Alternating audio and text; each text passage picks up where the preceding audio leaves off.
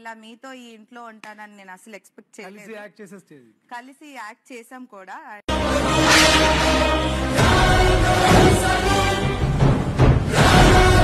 నేనే గెలుస్తాను.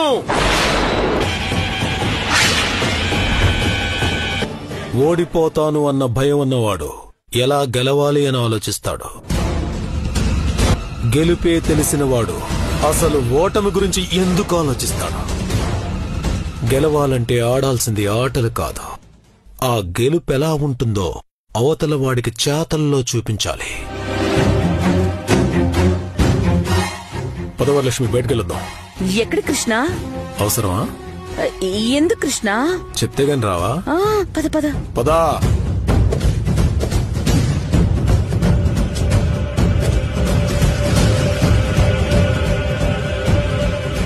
Daddy tension లేకపోవచ్చు, కానీ నాకుంటుంది కదా.